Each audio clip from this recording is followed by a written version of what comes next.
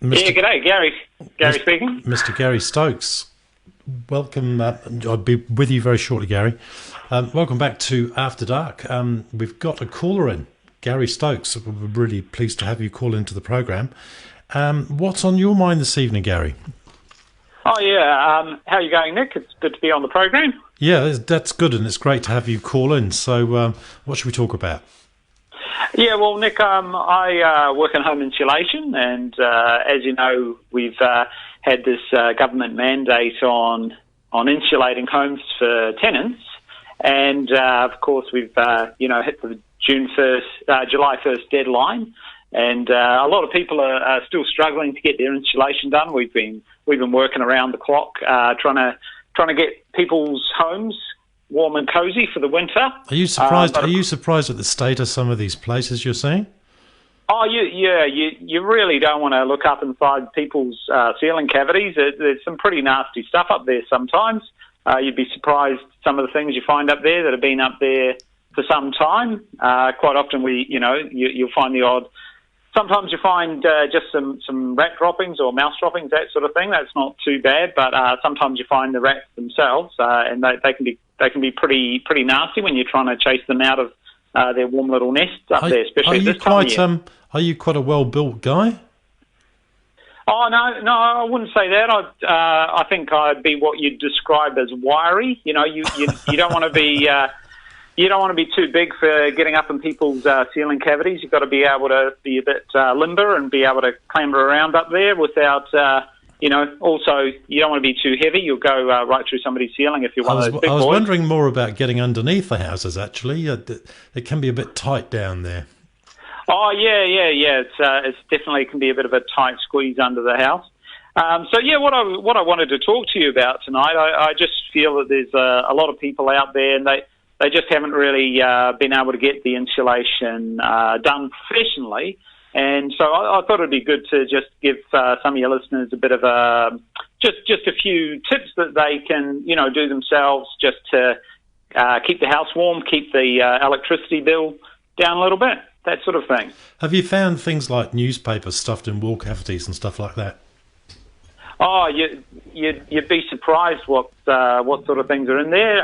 Sometimes we have to retrofit a wall cavity with modern insulation, and we find all sorts of old newspapers in there. Newspapers obviously used to be the big thing. The worst thing I found one time was I found some newspaper in there, and there was some still the remnants of some old fish and chips wrapped up in there. So that was lovely. pretty bad. Yeah.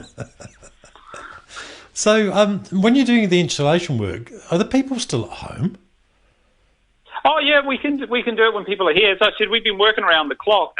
So sometimes we're actually up in the ceiling cavity, even right into the night, into the small wee hours of the morning. It's a bit awkward sometimes when you're up there and the residents of the house they've headed off to bed and they're having a bit of a going at it. They're going at it directly below you, and you just suddenly feel like it's a bit awkward. You have to sort of stop what you're doing because you don't want to disturb them. Luckily, I've found that tends to be most Kiwi males don't last more than sort of 3 or 4 minutes, so it's not too bad. You can get on with the job after that. Is it a bit like being a window cleaner then? It is a bit like being a window cleaner, but just auditory rather than visual. So I would have thought that you'd have finished work by about 6 o'clock, but you're having to work into the evenings because of the rush to get it all done. Yeah, well, exactly, Nick. As I said, the boys and I have been pretty much working around the clock a lot of the time. I'm sort of the El Jefe, the boss on the job, so I've got to put in a good example and just show the boys how it's done, and put in the hard yards to get things done, get people's homes ready, and make sure they're nice and warm, that sort of thing. How long does it take to do the average house, like a 3-bedroomed house? Oh, it really depends a lot on the state of what's there. Sometimes, you're just topping up the existing insulation that's there, so you're just getting up there, throwing a bit of extra insulation over the top. Really, it depends a lot on the size of the house, the accessibility, just how easy it is to move around in the space, that sort of thing. yeah, it can take anywhere from around about 2-3 hours right up to sort of a full day's work, just depending on the conditions. Is there a wool product on the New Zealand market? I mean, we've got a nation of all these sheep, I'm just wondering, is there a natural wool product instead of the fiberglass type one? Yeah, no, we don't tend to use wool so much, but it's probably not a bad idea. As you say, we do have a lot of sheep. So the main products we use are the glass wool. There's also polyester fill that people use that can be a bit easier to work with, especially if you're going to do it yourself. And in fact, that was one of the things I was going to say. So just some of those tips for people that want to do the job themselves. So you can do a lot just by keeping the rooms a bit warmer. If you don't have double glazing, you can if you chuck some bubble wrap over the windows, that acts as an effective thermal insulator for your windows. No, they're great, but you won't see much though.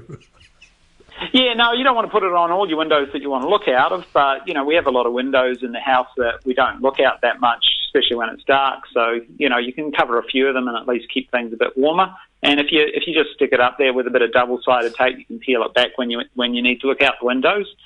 The other thing you can do, you can get your polyester fill up in the ceilings, and what a lot of people don't realise, that polyester fill that we use, it's pretty much the same stuff that they use inside soft toys.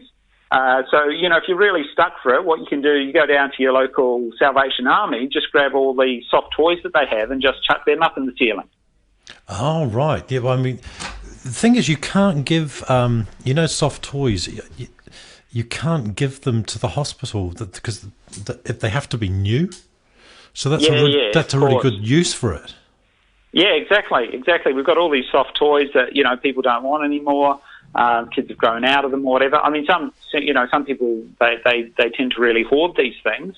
So what you want to do is just get them up into the ceiling cavity there, just cram them in between the rafters, and you'll get some pretty good insulation.